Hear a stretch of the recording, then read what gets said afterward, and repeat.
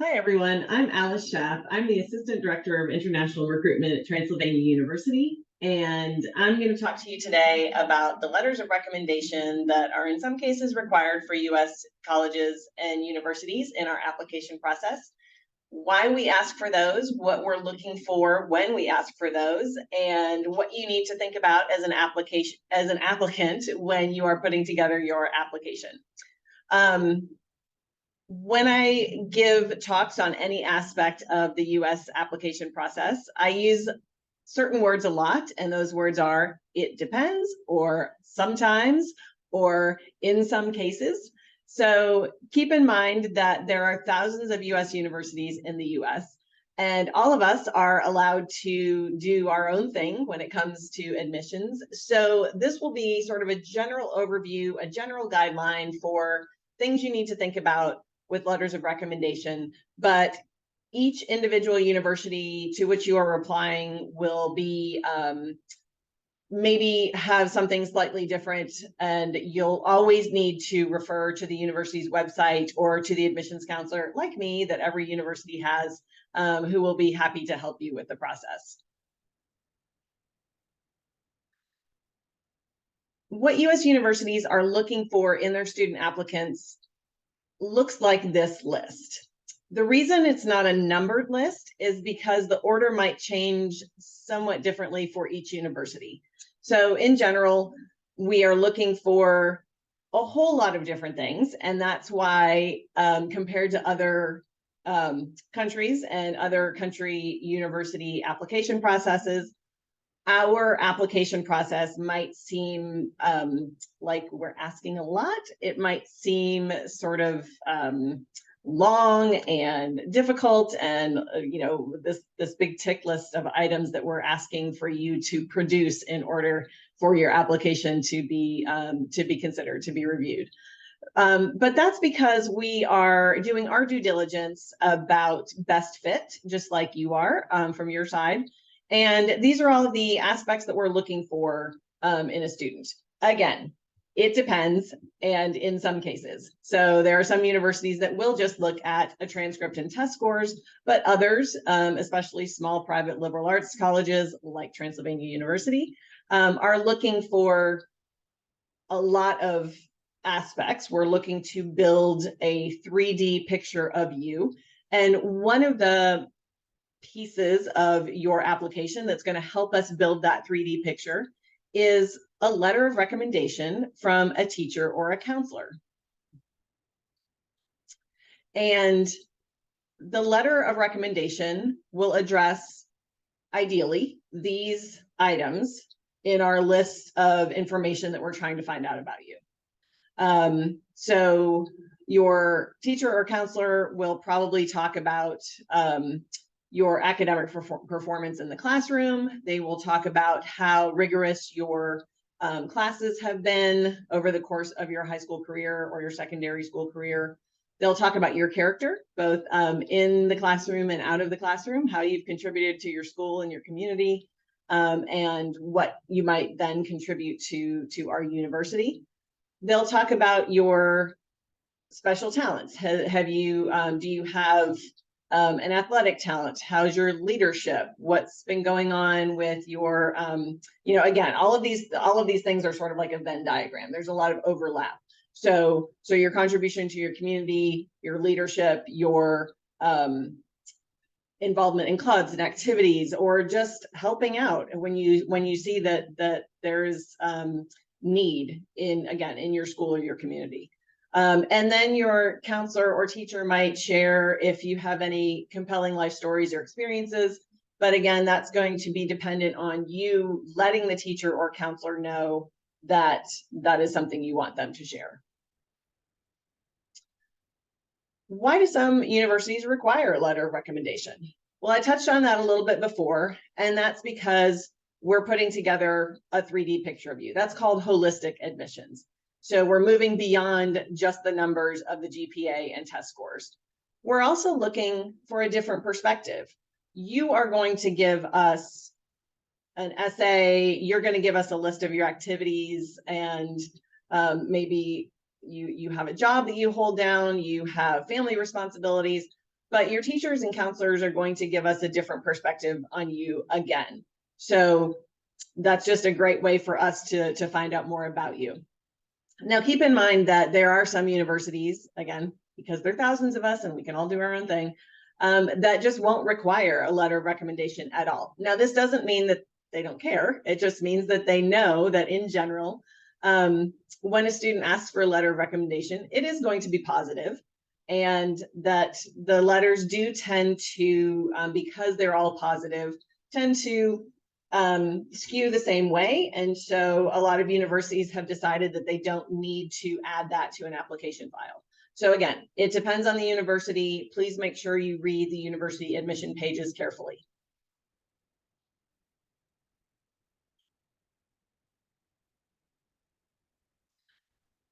When you're thinking about adding a letter of recommendation to your application file, you need to think carefully about who should be the person to write the letter of recommendation.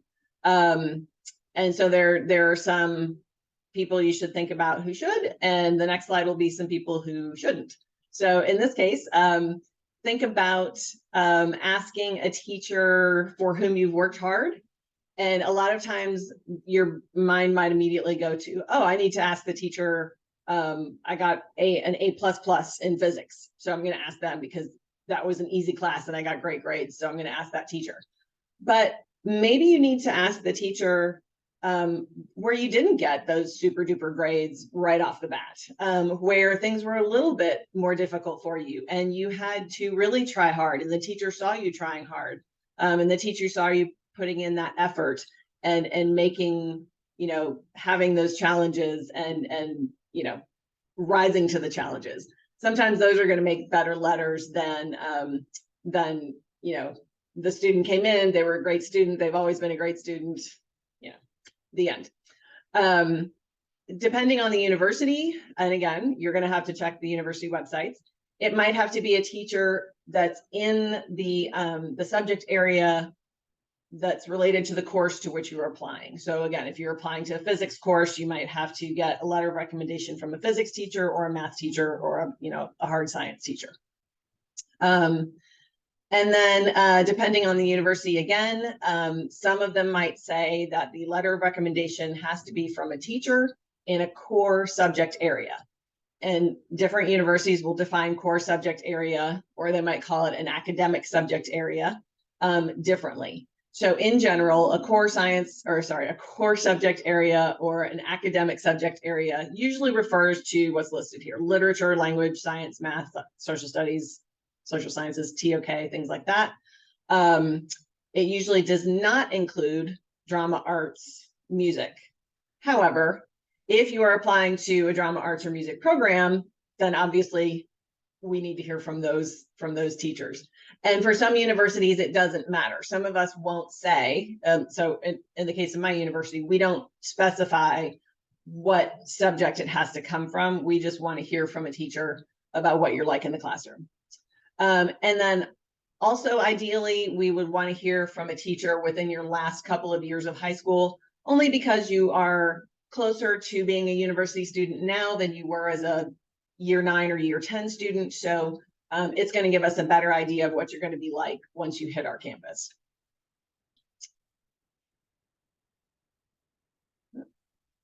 And then who should not write an academic letter of recommendation? Not surprisingly, a relative. They might be a little bit biased. So although, I'm sure all your relatives would be very happy to write you a letter, probably not the best person to do that for you. A teacher who's too busy. And sometimes when you ask a teacher, even if they'd love to write it for you, they're just not going to have time. And so it might be too short, or it might just be, just kind of a form letter more than anything. So that's not ideal. And if the teacher doesn't really want to, and you keep, pushing them to do it, again, it might not be the best letter that you might get out of another teacher. A lot of times, sometimes students might think that it's going to be really impressive if they get a letter from the principal or the headmaster of their school, or whoever's, like the head of the board of trustees of the school or something. It's not really impressive if this person doesn't know you that well, because it's going to be a generic letter. So if the person does know you well, and in some cases, if this person also has a connection to the university to which you're applying, that might be a good additional letter. But again, the letter of recommendation in most cases for most US universities really is going to help us get a picture of you in the classroom as an academic student. And so who's going to, think about who is going to give us that best picture of you in that role. Okay, so that's kind of the final thought you need to be having about who should write the letter of recommendation for you. Also, who should not write an academic letter of recommendation is a coach. But as we know, in many cases, coaches are also teachers. So, if you have a coach who's also your teacher, that's absolutely fine. And then again, somebody who taught you a long time ago is not also ideal for a letter of recommendation for university. So once you have the required letters of recommendation per the university website, again, possibly a teacher in a core or academic subject, possibly additionally a counselor recommendation. It might be 2 teachers in core subjects. It might be a counselor and 2 teachers. It might be just a counselor or a teacher. There's many different iterations. Again, it depends. So can you then send something else? Sure, you might be able to. It depends on the university, so definitely check the website. And that's when you might be able to send letters from a coach, a club or activity sponsor, your supervisor at work. If you've been involved in your religious community or, in public service in your town or your other community, then that all of that would be great if you have a supervisor that would be happy to write for you there. But again, we don't need tons and tons of letters just because we say you can send them. The letters, the more people that have offered to write you letters, we know that they're all going to be wonderful and glowing and very supportive of you. So really just a couple of, academically focused ones will be ideal. When you are asking your teachers, you need to think about how to do that. And keep in mind that teachers are very busy, and especially in different times of the year, they're busier than others. So considering that usually in the autumn when you're going to be asking your teachers to write you a letter of recommendation, they could be pretty busy with midterms or final exams or putting, units together, whatever it is. So please make sure that you ask them early, that you ask them in person, and that it's actually a question. Please don't say, I need you to write me a recommendation for, because that could be off-putting. Remember that good letters take time. And again, your teachers are quite busy. Again, as much as they might want to do it for you, they still need time to do it. They want to do a good job. So please give them that, the respect of asking them, letting them know that they're busy, and asking them and telling them that you would really appreciate if they could write you a letter. And if they say no, say thank you so much for considering it and find somebody else to write you a letter. On the Common Application, when so after you have asked your teacher in person, then you are going to have the opportunity to send them a link to fill out the letter of recommendation if you're using the Common Application. And then sometimes university specific applications will also have a link. It's just easier that way to send to your recommender.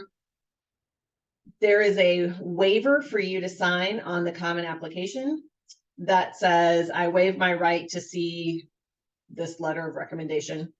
And that lets your recommender know that you're not going to ask to see it. And it lets the universities know and this is key, that you are confident enough in your recommender that they are going to write positive things about you, that you don't need to see it. If you don't waive your right, then it sort of says to the universities that you're worried about what your recommender might say. And then it tells us that your recommender knew when they were writing the letter that you had not waived your right to see it. So your recommender was writing with you as the audience, you, the student, as the audience, and not us, the university. So make sure that you are asking teachers from whom you're going to get a good letter, and then waive your right to see the letter and move on, because trust me, it'll be good. As I said before, if the teacher says no, move on. And then if your teacher says, well, can you give me your CV or your resume to help me write your letter? You can quote me on this, but you might say to them, well, I was just hoping that you could talk about what I'm like in the classroom, because I saw this presentation and they said that really you only need to talk about how you see me in the classroom and as your student. If the teacher knows that you are busy and involved in your school and just wants to talk about that as well, then certainly you could give them a list of your activities. But if they want to mention in the letter that you're busy and involved in the school, that's all they really need to say. We don't need them to revisit your entire resume and CV in their letter, because we're going to get that from you. So unless they have direct knowledge of you in your certain clubs or activities, we just need them to talk about specifically how they know you. If your recommendation writer has never written for a U.S. university before, you could give them some of these guidelines. And I believe this presentation will be available to you through Education USA. So you could give them some of these tips. It's fairly straightforward. It's like any business letter, really. And in general, they're going to introduce the letter by saying who they are and how long they've known you and what they teach and what that course is like. And then give us some ideas, some actual pictures of you in the classroom, some anecdotes, some stories about how you have performed in their class or classes if they've taught you more than once. And then usually the final paragraph says something like how much they have enjoyed teaching you and that they know that you will be, you know, a wonderful university student. And, you know, it's all love and happiness in these letters, and it's they're a lot of fun to read. So these are some more pieces of information that you can pass along to your teachers if they ask for them. But again, these are the types of things that your teachers will put into the letters. Again, if they, you know, if they've written for U.S. universities before, they know how to do these things, and they're very personal. Then again, this is why you have to ask your teachers ahead of time. The teachers are going to share their insights about you. I know that you think that your teachers aren't paying attention, but they are. And they are going to, you know, explain to the admission readers what you're like in the classroom and what we can expect to see from you once you get to our campuses. Pay attention to the fourth bullet under likes, where it says information revealing family dynamics, home environment, or student background. We don't need specifics. Sometimes if a student has come from a challenging family background, that's all, literally that phrase is all that a teacher or counselor needs to say. The student has risen above certain challenges at home, and I'm really impressed with how they've handled that and still done so well at school. Certainly during COVID, I think a lot of many people have had challenges above and beyond that have impacted, you know, school, both your academics and your involvement in school. So counselors and teachers might touch on that in their recommendation letters too. Just when you talk to your counselor and teachers about writing your recommendation letter, just make sure you let them know how much or how little you're comfortable with them sharing. Certainly in the US, we have laws about how much they are allowed to share legally. So just make sure you let your counselor or teacher know, if you want them to share or not. Again, at the bottom of this slide, it says that we're going back to that. If your teacher asks you for a CV or resume thing, we don't want to read their letter and just find out more about a laundry list of your activities. We want to hear a different aspect of your personality. We want to hear a different aspect of your academic side. And if that happens to touch on extracurriculars or athletics or anything like that, that your teacher also has knowledge of separately from the classroom, that's great. But otherwise, we really just want it to stick to how the teacher knows you personally. This is my contact information. If you have questions about anything that was in this presentation, you can reach out to me. In general, please understand that when we ask for these letters of recommendation, they don't go into nothingness. They do go to a human being, somebody like me on the other side of the desk who reads them and enjoys them. We love getting a snapshot, a picture of what you're like as a student, and it really does help us understand you, understand the context of where you're coming from as an applicant, and it really helps us understand how you're going to contribute to our campus, both in the classroom and outside of the classroom. So the letters of recommendation are a very important part of the U.S. application process, and I really appreciate you listening to my presentation. And please do let me know if you have additional questions, and also remember that Education USA is a great resource as well. Thank you so much.